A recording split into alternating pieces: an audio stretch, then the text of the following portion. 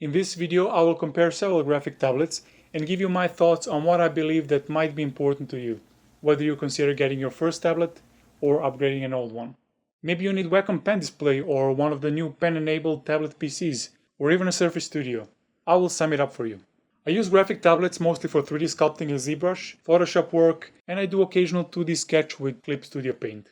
I have master's degree in digital arts, and I have been using graphic tablets and tablet PCs for about 15 years now, starting with 2002 Wacom-enabled tablet PC made by Acer, which you can see in the linked video. There are many different terms for graphic tablets. Drawing tablets, painting tablets, pen tablets, none of them have screen. If you think about drawing on the screen with a stylus, you will hear terms like pen display, pen-enabled screen, or drawing monitor. But if it has a CPU, then it's a pen computer, pen-enabled tablet, or tablet PC. A lot of 2-in-1 Windows laptops from the last several years, made by Dell, HP, Acer, Asus, Lenovo, also support pressure-sensitive pen input and can be used for drawing in Photoshop or any other drawing software that runs on Windows. Drawing pen is most of the times called digital pen or active pen, active stylus, or simply stylus. It's a mess, I know. Let me tell you about graphic tablets first. Here are some of the Wacom graphic tablets that I have been using in the last several years. All of them have different sizes, different digitizing resolutions, levels of pressure, surface feel, and responsiveness. Also, the price range is from $50 to over $400. All are for left and right hand use. There are also other technologies like N-Trig, Synaptics, each with advantages and disadvantages. Even if you don't end up buying a Wacom tablet, make sure the stylus has 2 buttons. That's important. I prefer styluses that are a bit thicker than the regular pencil. Some styluses have eraser on the other side, but I find it easier to hold the key for erasing mode, rather than flipping the stylus every time I need to erase something. So that should not influence your purchasing decision. Professionals I know use Wacom graphic tablets. In the past, there was not much competition as these guys held all the patents, so everyone serious about drawing started using those. Wacom technology uses electromagnetic resonance, and that means that it doesn't require a battery in the stylus. That is a huge advantage and the reason why it is super light. You can use the stylus forever, just changing the pen tips about once a year, depending on how aggressively you press while drawing. Graphic tablets come in different sizes. Wacom calls them small, medium, and large. For me, drawing area of 15 by 10 centimeters is about perfect, so the small tablet is great if you have a single monitor. If you use a second monitor, get either a bigger tablet or simply use a mouse for accessing the second screen. Even when using a bigger tablet, I map it to a smaller area so that I do not have to move my hand too much. For this test, I mapped also the medium-sized Intuos Pro to the same size as other tablets, so the test is more fair. The most important aspect of any drawing tablet is the responsiveness. You want the minimal possible lag between the stroke of the hand and the movement of the cursor on the screen. All tablets have lag. Microsoft was experimenting with some super responsive tablet technology several years ago, but it's not available yet. This is not a scientific test, but it might show us something. What I did is I recorded a high-speed video of the same gesture with all the tablets. Then I'm measuring the time difference between direction change in gesture between my hand and the cursor. So the smaller the difference, the better it is. I tested it in several programs and I concluded there is no significant difference between the programs as they probably use the same APIs. So I'm showing results only in Sketchbook.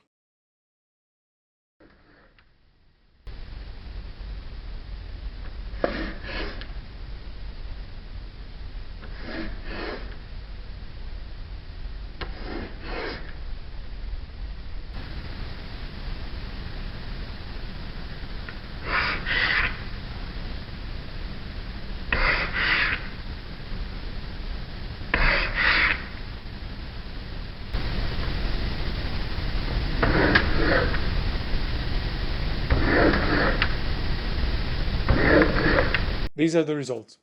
The 7-year-old hobby graphic tablet has about the same lag as the new expensive Intuos Pro. Well, that was unexpected and a bit disappointing. Same was in other programs, all within a margin of error, so more detailed test would not be justified. This old tablet has 512 levels of pressure. The Intuos Art has 1024 and Intuos Pro has 2048. Those are huge differences in numbers, but do you need 2048 levels of pressure?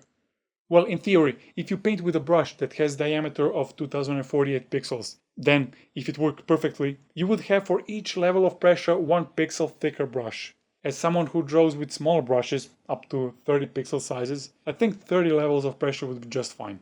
I like the Intuos Art because it also has a touch support, which is very convenient for drawing. You can even use it as a huge trackpad without a click, but I'm not a trackpad user, so I would not be able to tell you anything about it. What I don't like with Intuos Art is the surface feel when I'm dragging the pen. It feels and sounds like dragging a dry, stiff brush over a canvas. You can get used to it. You will see there are different versions of non-pro Intuos in the store, called Intuos Art, Intuos Comic, Intuos Photo. The tablet itself is the same, and the only difference is the software that comes with each of them, and that changes the price. Some of these programs are rather expensive if you buy them individually, so tablet itself almost comes for free. Intuos 3D is just a bigger version of Intuos Art and comes with ZBrush Core. The big difference is that Pro version has tilt. So what is tilt? In short, Pro version can also detect the angle of the stylus relative to the tablet surface, and you can, for example, link it to a brush opacity, leaving the pressure to influence brush size, or the other way around. I always thought it involves too much cognitive overhead, and I never got used to it, but it might be essential to you. The Pro version has also more buttons, but I keep my left hand on the keyboard anyway, so it doesn't matter for me. I'm gonna say as it is. I am technology enthusiast, but a rational one. I don't pay for brands, but in this case of tablet technologies, there was nothing better before, so we had to use them. There are several technologies now, and I didn't get a chance to test them all yet. So is the $300 tablet better than the $80 one? Sure, especially if you pay $300 for it and now you need a confirmation that you have made the right decision. But it's probably just a self-justification. On the other hand, if you bought a cheaper graphic tablet, it's also better, but now it's called cognitive dissonance, and now you are just telling yourself, ooh, I would never use the tilt anyway. Should you get a wireless dongle, as if 100 millisecond latency was not enough? I have not tested it, but surely there is not less latency going wireless. It can be only more. I'm not a fan of paying extra for fake features and gimmicks, so give me a noticeable difference, remove my skepticism on the improvements relative to the price, and I will pay extra. Numbers don't lie, right? Wrong. No one ever shows you all the numbers, and only care about numbers with the dollar sign in front of them. If, for example, for 300 you get 2000 levels of pressure, would you pay $400 if it had 10,000 levels of pressure? At what point do you say it gets silly? Make a hard brush of 2048 pixels. Then draw me a line applying pressure level 200. Now draw me a line with a pressure level 201. And then measure the light thicknesses. How did you do? But you may say it's about gradual change. Think about interpolation. Tablet interpolates line between screen coordinates as you move the pen, even 100 pixels between two consecutive sampling points. So why would it not interpolate between pressure levels? Which one do you think is more important? The graphic pen doesn't have pressure levels, only tilt to make line thicker, and whatever you do the size variation is small. With the graphic tablet you can always zoom in and out. Almost all the sculptures from the beginning of the video I made on a $50 tablet with 512 levels of pressure. There was no difference in sculpting on expensive Intuos Pro.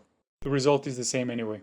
There is a slight difference between low and high-end versions, but after 5 minutes of use it's all the same. Our brains have an incredible ability to adapt. Whatever you get used to is the best. If you have $300 for a tablet and you need a pen tilt, get the Pro.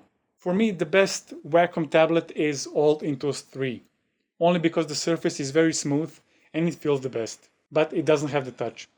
The most similar smooth drawing experience is when using tablet PCs. Well, that's all for this video. You should try the graphic tablet or tablet PC you are considering and decide for yourself. These devices last forever anyway. If you like the video and also want to know about pen screens or tablet PCs for drawing, let me know. I could make a video comparing them to graphic tablets for you and talk about competing technologies. Cheers.